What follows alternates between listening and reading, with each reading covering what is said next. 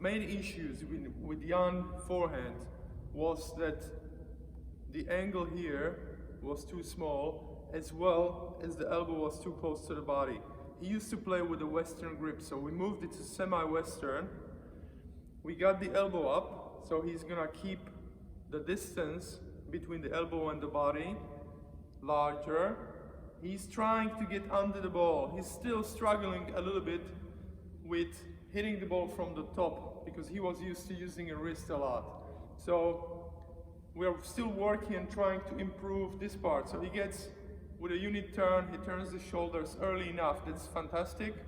But we're still trying to get down before he strikes so he doesn't hit the net. That happens sometimes. But he's doing a great job. And what we improved a lot is the stances. Yeah? Before he used to play only with a closed stance or with a really open stance.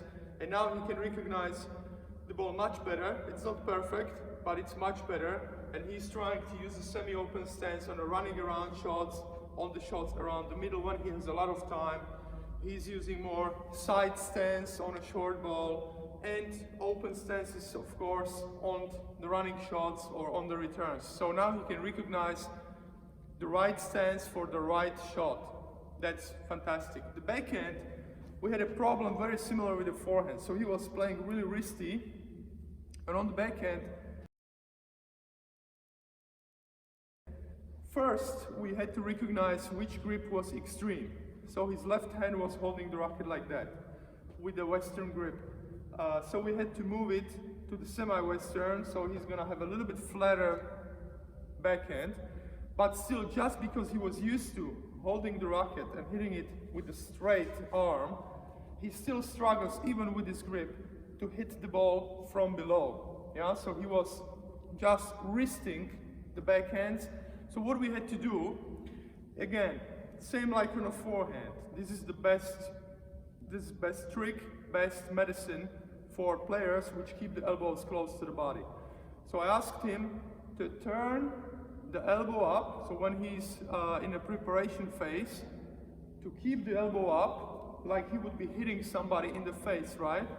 So he's keeping the elbow up right away instead of doing this. Once he does this, it's too late. He's gonna hit the frame, hit the net a lot. Very inconsistent, big problems with the backhands. We're still on the way to get there. So first thing, keep the elbow up. This shoulder leaning forwards a little bit more. And then start with the left step forwards instead of here.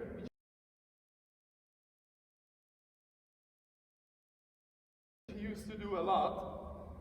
So elbow, left, right, and then get to the racket under the ball. So he's gonna shovel it a little bit more because he was lacking a lot of the flatness in his shots. He was hitting with a lot of rotation, very risky, and hitting 70%, 60% of the balls in the net. So he was struggling to get it over the net. So what we had to do is get the shoulder involved by being more fixed. So we played a lot of one-handed backhand and then two hands. So let's see if he improved. Let's see the forehands and backhands now. So I'm gonna give you all the balls in this corner, and I want you to run around. So I want you to run around the forehand. Keep nice and semi-open stance, stay on your toes, leaning forwards. Get under the ball, but don't scroll this elbow to the body. I want you to stay away and then cover. Okay? Then you go back to the middle, and then we're gonna hit a backhand. So it's one backhand, one forehand. Cross court, okay? On the backhand, I want you to focus on the elbow, left foot, right foot here, and not here. That's very important. And then not to use too much of the wrist.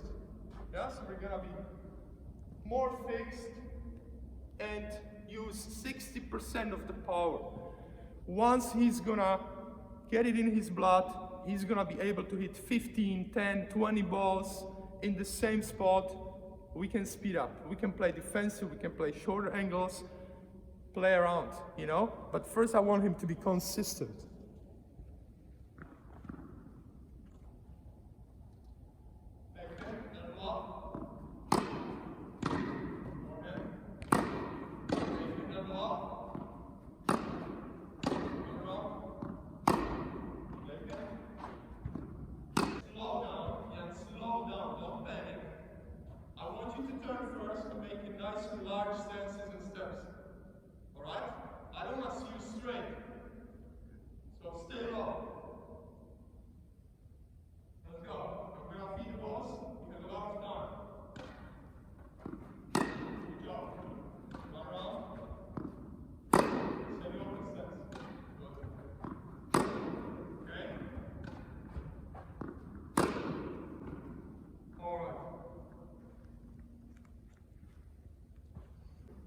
pretty good.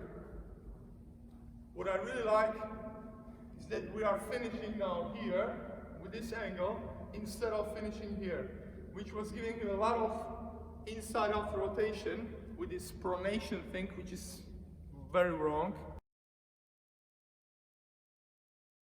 I'm not about my opinion, but I am working with the facts, and this is what I really like in this process of teaching. You go to the court, you gotta show the proof, you gotta show the fingerprint. It's all about the physics and mathematics, and every single thing what we do in tennis is connected with physics. You can prove everything. So I'm gonna prove to you now the difference between the vertical topspin, so-called windshield, and the horizontal topspin, going through the ball and finishing with this angle, not this angle, and not up here. Alright, so the difference between those two. What are the advantages and what are disadvantages? So first I'm gonna hit the vertical topspin, finishing a little bit higher. Alright? With the same speed. This is very important. I'm gonna go one more time and I'll try my best to hit the ball in the court. Okay, so the ball is inside of the court.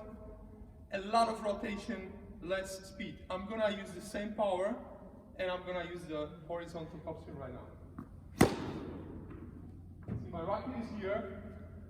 There was a difference in about 7 meters on the first shot. Vertical topspin was almost in the fence. Horizontal topspin was 2 meters inside of the court with the same power.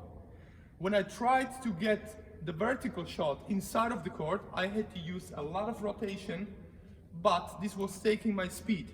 Because the ball is rotating a lot vertically, the air is hitting inside of it, like when the airplane is coming up, and that's slowing up the ball. So the ball is actually getting slower and higher. So when I hit the ball harder, this way it needs a longer trajectory to land in the court.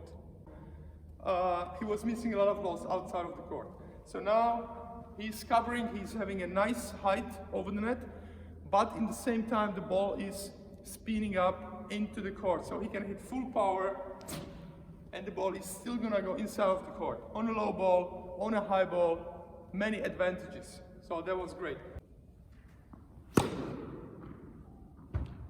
What we gotta improve now is that he was still hitting the forehand a little bit tight.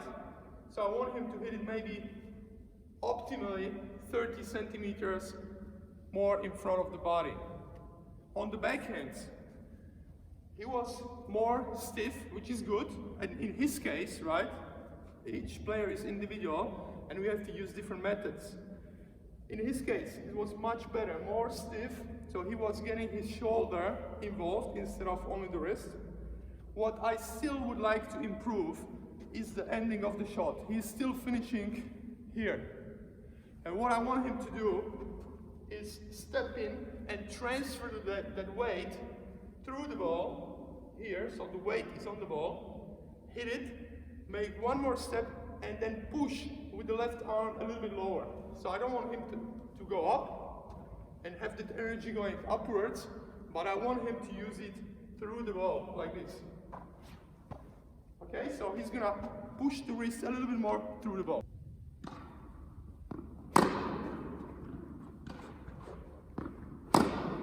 Yeah, I don't really see the focus. If we are working on something, we have to do it slowly. Yeah, so if we work on the backhand here, then you have to stop and you have to check if your racket is really there. This is very important. The players, we are like dogs. You see the ball and you are like, yeah, ball, foot, you know, like a dog. This is the primary interest. Not good. We have a goal. And thine goal, your goal, is to push the racket. So I want you to be involved. I want you to look at the racket. So you hit it and check, is it here or is it here? You were not doing that. You were like this. How can you know what you were doing? The speed of the racket and the backswings, we don't see, we don't know what's happening there. So we really have to get the players involved in this process. First, without the ball, look at your racket. Is it here He's here. Not like this, but like this.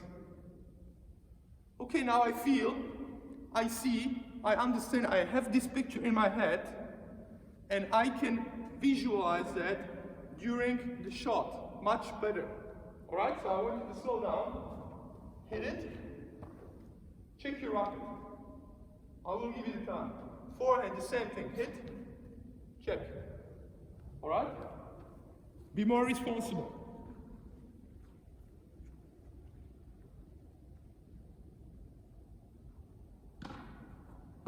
Okay, it's still lower.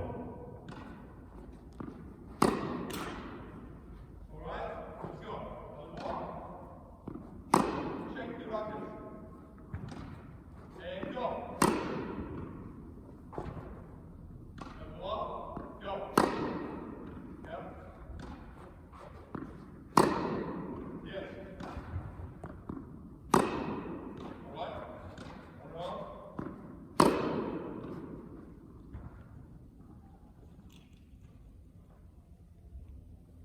Perfect, much better. And this is the point. We can keep working on that for 2 months, 3 months, or a year. If we don't know the methods how to do that, how to get the player involved, what to make him think and do, or we can fix it much faster. Right now he's already making a progress just because he is actually involved. I'm not only giving him orders, hit it lower, hit it faster, hit it earlier, bend your knees, but I'm getting him involved by telling him to check. So he's actually responsible over the actions, and after the match he cannot tell me, Jan, what was wrong? Well, my backhand was not there. Who is your backhand? What's his name? It's you playing the backhand, and we were training on what to do when you know what was wrong. So for example, I keep hitting 10 balls in the net during the match. Oh yeah, we were training with Coach Jan that I need to get my racket lower.